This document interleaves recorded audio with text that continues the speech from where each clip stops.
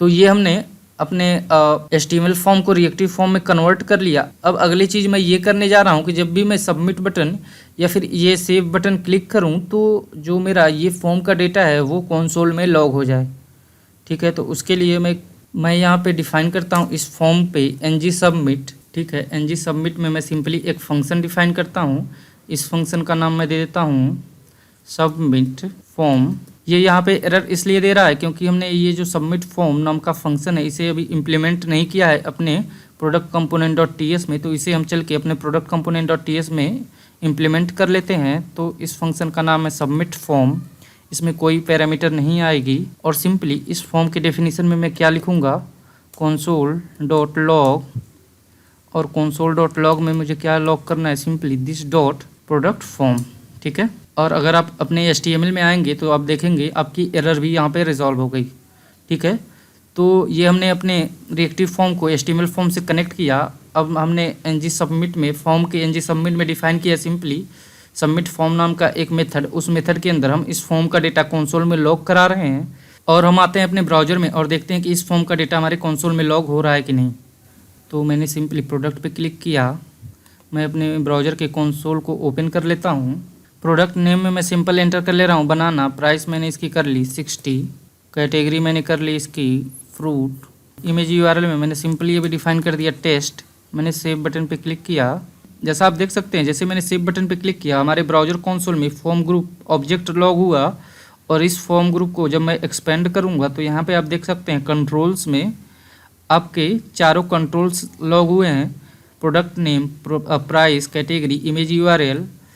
तो यहाँ पे सिंपली मैं प्रोडक्ट नेम को एक्सपेंड करता हूँ और यहाँ पे प्रोडक्ट नेम की वैल्यू में आप देख सकते हैं कि जो मैंने प्रोडक्ट नेम में बनाना एंटर किया था वही वैल्यू यहाँ पे कंसोल में लॉग हो रही है। अब मेरी अगली रिक्वायरमेंट ये है कि जैसे ही मैं यहाँ पे कुछ भी लिखूँ, टाइप करूँ, तो प्रोडक्ट नेम मुझे यहाँ पे डिस्प्ले हो और उसके साथ प्राइस भी डिस्प्ले हो। और जैसे मैं इमेज URL में जब भी गूगल से किसी पर्टिकुलर इमेज की URL यहाँ पे पेस्ट करूँ तो वो इमेज मुझे यहाँ पे डिस्प्ले होनी चाहिए जैसा मैंने डेमो में दिखाया था। तो वो काम भी हम कर लेते हैं। जैसा आप देख सकते हैं जब मैंने ये फॉर्म डिज़ाइन किया था तो मैंने इस फॉर्म की विड्थ रखी थी कॉल MD6 और बूटस्ट्रैप में आपकी फुल स्क्रीन ब्राउज़र की जो होती है वो डिवाइड होती है 12 पार्ट्स में। तो कॉल MD6 जो है वो स्क्रीन की 50% विड्थ को कवर करेगा और बाकी 50% विड्थ में मैं जो फॉर्म में डेटा फिल करूंगा उसे डिस्प्ले कराऊंगा। तो उसके लिए मैं एक और डिव लूँगा और उसकी जो विड्थ है या फिर कॉल MD है वो डिफाइन करूंगा सेम यही 6।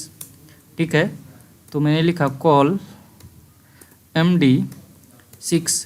ये बाकी ये 50% स्क्रीन होगी हमारे फॉर्म में वैल्यू फिल करने के लिए और ये 50% स्क्रीन होगी जो हमने वैल्यू फॉर्म में फिल की है उसे डिस्प्ले कराने के लिए। ठीक है, और इसके बाद अब मैं यहाँ पे जो हमारी 50% स्क्रीन है उसमें बूटस्ट्रैप का एक कार्ड डिफाइन करूँगा। तो मैं एक बार आपको बूटस्ट्रैप का कार्ड एग्जांपल में दिखा देता हूँ, फिर उसके बाद हम उसके कोड को इम्प्लीमेंट करेंगे। तो मैं ब्राउज़र में आता हूँ और गूगल पे सिंपली सर्च करता हूँ बूटस्ट्रैप 4 कार्ड।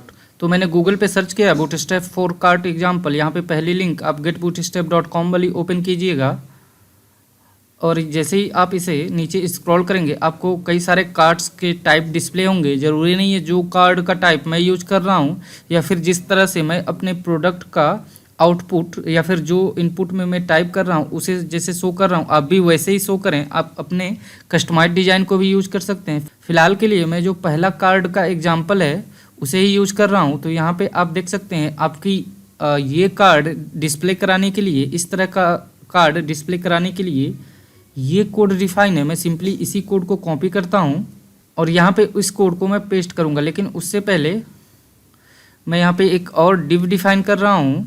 ठीक है, और इस डिव की क्लास में डिफाइन करूँगा P-4 और इस P-4 के अंदर डिव के अंदर मैं अपनी जो कार्ड का मैंने अभी जस्ट कोड कॉपी किया था उसे पेस्ट मैंने किया। ब्राउज़र में आते हैं और देखते हैं कि हमें अब क्या डिस्प्ले हो रहा है। मैं अपने प्रोडक्ट फॉर्म पे आता हूँ। जैसा आप देख सकते हैं अब आपको ब्राउज़र में कार्ड जो मैंने कोड पेस्ट किया था उसके करस्पॉन्डिंग डिस्प्ले हो रहा है। अब मेरी अगली रिक्वायरमेंट ये है कि जैसे मैंने प्रोडक्ट नेम में कुछ भी टाइप किया वो टाइप्ड नेम, प्रोडक्ट का नेम मुझे यहाँ पे डिस्प्ले होना चाहिए, ना कि कुछ स्टैटिक कोड डिस्प्ले होना चाहिए। तो इसके लिए मैं एंगुलर के इंटरपोलेशन का यूज करूँगा। आपको पता ही होगा एंगुलर में इंटरपोलेशन को कैसे यूज करते हैं। अगर नहीं पता है तो मैं आपको बता देता हूँ। सिंपली इसके लिए मैं विजुअल स्टूडियो कोड में आता हूँ और अपने product component dot HTML form में जाता हूँ। तो मैंने product component dot HTML form को ओपन किया। जैसा आप देख सकते हैं ये हमारा पर्टिकुलर कार्ड को डिस्प्ले कराने के लिए कोड है और यहाँ पे कार्ड टाइटल में, कार्ड टाइटल की वजह से हमारे कार्ड पे ब्राउजर में कार्ड टाइटल डिस्प्ले हो रहा था, तो हमें कार्ड टाइटल की जगह पे अपने पर्टिकुलर प्रोडक्ट का नेम डिस्प्ले कराना है। तो मैं इस कोड को रिमूव करूँगा और इंटरपोलेशन के लिए मुझे डबल कर्ली ब्रैकेट का यूज करना होगा। डबल कर्ली ब्रैकेट के अंदर मैं सिंपली डिफाइन करूँगा product form dot value dot उस कंट्रोल का नाम जिस कंट्रोल की वैल्यू आप यहाँ पे डिस्प्ले कराना चाहते हैं। तो हमारे कंट्रोल का नाम है सिंपली प्रोडक्ट नेम। अब हम इस कोड को सेव करते हैं, हम ब्राउजर में आते हैं और मैं यहाँ पे प्रोडक्ट नेम में अब कुछ भी टाइप करूँगा तो मुझे वो टाइप्ड वैल्यू यहाँ पे डिस्प्ले होनी चाहिए। तो मैंने सपोज टाटा सॉल्ट यहाँ पे सेलेक्ट किया। जैसा आप देख सकते हैं आपको अब यहाँ पे टाटा सॉल्ट डिस्प्ले हो रहा है। सेम यही काम मैं बाकी के कंट्रोल्स के लिए भी कर लेता हूँ। तो यहाँ पे कार्ड टेक्स्ट को मैं रिमूव करता हूँ और इसकी जगह पे मैं डिफाइन करूँगा सेम वही इंटरपोलेशन का, डबल कर्ली ब्रैकेट का और प्रोडक्ट फॉर्म से जो प्राइस है उसे, क्योंकि प्रोडक्ट फॉर्म के अंदर ही हम अपने सारे वैल्यू को होल्ड कर रहे हैं। तो मैंने लिखा product form dot value dot price और एक ये बटन है, मैं इस बटन को रिमूव कर देता हूँ यहाँ से। तो हमने अपने कार्ड का नेम और प्राइस तो डिफाइन कर ली। अब मैं चाहता हूँ जैसे ही मैं इमेज URL में कोई भी इमेज टाइप करूँ तो उसके करस्पॉन्डिंग जो इमेज है वो मुझे डिस्प्ले होनी चाहिए। तो उसके लिए मुझे क्या करना होगा, मुझे जो ये SRC है यहाँ पे इसे प्रॉपर्टी बाइंडिंग के थ्रू इसमें वैल्यू डालनी होगी। तो प्रॉपर्टी बाइंडिंग का यूज आप कैसे करेंगे, उसके लिए आपको एंगुलर ब्रैकेट यूज करना है। एंगुलर ब्रैकेट में आप अपनी उस प्रॉपर्टी को डिफाइन करेंगे। तो हमारी प्रॉपर्टी है SRC और इसके अंदर आप अपना कोड डिफाइन करेंगे या फिर उस वैल्यू को डिफाइन करेंगे जहाँ जो वैल्यू आप यहाँ पे SRC के अंदर देना चाहते हो। तो हमें वैल्यू देना है प्रोडक्ट फॉर्म के अंदर इमेज URL का। तो मैं यहीं से इमेज URL को डिफाइन करूँगा product form dot value dot image URL। अभी मुझे ये सारी चीज़ें जैसे product form dot value dot image URL मतलब पूरा लिखना पड़ रहा है बार बार मल्टीपल प्लेसेस पे, ये कोड डुप्लीकेट हो रहा है हमारा। और यहाँ पे इस फॉर्म में एक प्रॉब्लम ये भी है कि हम अपने एक ही कंपोनेंट के अंदर फॉर्म को भी यूज कर रहे हैं, फिर उसे डिस्प्ले कराने का भी कोड लिख रहे हैं। तो इसमें सेपरेशन का कोई मतलब कंसर्न या लॉजिक नहीं है। तो अभी मैं आगे क्या काम करूँगा, मैं जो ये अपना कार्ड है इसे सेपरेट कंपोनेंट में डिफाइन करूँगा और वहाँ पे ये सारे लॉजिक डिफाइन करूँगा। लेकिन फ़िलहाल अभी मैं जो डिस्प्ले वाला काम है इसे कंप्लीट कर लूँ तब ये हम काम करेंगे। और इसमें एक छोटी सी चीज़ ये रह गई है कि आल्ट में जब भी आपकी कोई इमेज नहीं हो तो सिंपली आप डिफाइन कर लीजिए यहाँ पे नो इमेज सेलेक्टेड। अब हम आते हैं ब्राउज़र में और देखते हैं कि अब हमारा प्रोडक्ट का नेम, प्रोडक्ट की प्राइस और प्रोडक्ट का इमेज डिस्प्ले होता है कि नहीं। तो प्रोडक्ट नेम में मैं सिंपली एंटर करता हूँ ओनियन, ठीक है। प्राइस में मैंने एंटर किया 40, कैटेगरी में मैंने सेलेक्ट कर लिया वेजिटेबल और इमेज URL के लिए मैं क्या करूँगा, सिंपली आप देखिएगा मैं सिंपली गूगल पे सर्च करता हूँ ओनियन, इमेजेस पे मैं गया। यहाँ पे आप कोई भी इमेज सेलेक्ट कर सकते हैं। मैंने सिंपली इस इमेज को सेलेक्ट कर लिया।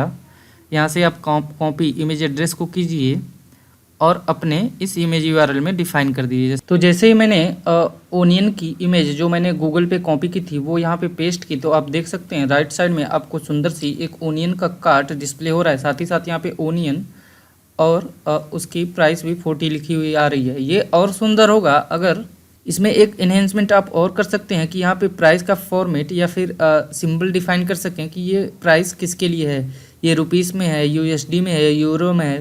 तो सिंपली मैं इसको रुपीस में करता हूँ कन्वर्ट। तो इसके लिए मैं सबसे आसान स्टेप यूज कर रहा हूँ। सिंपली मैं गूगल पे जाता हूँ और मैंने सर्च किया रुपीस सिंबल। इस रुपीस सिंबल को मैंने यहाँ से कॉपी किया। अब मैं वापस आता हूँ अपने विजुअल स्टूडियो कोड में और सिंपली यहाँ पे मैं उस रुपीस को डिफाइन कर देता हूँ। और इसके बाद मैं यहाँ पे एक कंडीशन लगाता हूँ ng if equal to product form value dot price हो, तभी हमारी ये जो पर्टिकुलर पैराग्राफ है वो डिस्प्ले हो, अदरवाइज डिस्प्ले ना हो, ठीक है। वापस हम आते हैं अपने ब्राउज़र में। पेज को मैंने रिफ़्रेश किया, मैं सेम वही एंट्रियाँ करूँगा। मैंने प्रोडक्ट नेम में ओनियन डाला, प्राइस मैंने कर ली इसकी 40। अब आप देख सकते हैं यहाँ पे जैसे मैंने प्राइस में टाइप किया तो मुझे प्राइस के साथ रुपीस भी डिस्प्ले हो रहा है। ठीक है, कैटेगरी में मैंने वेजिटेबल सेलेक्ट किया और इमेज यूआरएल में मैंने वही इमेज यूआरएल डाली है जो मैंने अभी थोड़ी देर पहले कॉपी की थी। तो ये हमने इन्हेंस कर लिया इसमें कि हमें प्राइस फॉर्मेट भी अब डिस्प्ले हो रहा है। तो ये हमने अपने प्रोडक्ट फॉर्म को रिएक्टिव फॉर्म में कन्वर्ट कर लिया, इसे सक्सेसफुली डिस्प्ले भी करा दिया। ये पार्ट थोड़ा लंबा हो रहा है इसलिए मैं इस पार्ट को यहीं पे स्टॉप कर रहा हूँ। जो हमारे कंपोनेंट को सेपरेट करने का काम है वो हम नेक्स्ट पार्ट में देख लेंगे। अगर आपको ये वीडियो पसंद आए तो इस वीडियो को लाइक कीजिए, हमारे चैनल को सब्सक्राइब कीजिए। इस वीडियो को देखने के लिए धन्यवाद। आपका दिन शुभ हो।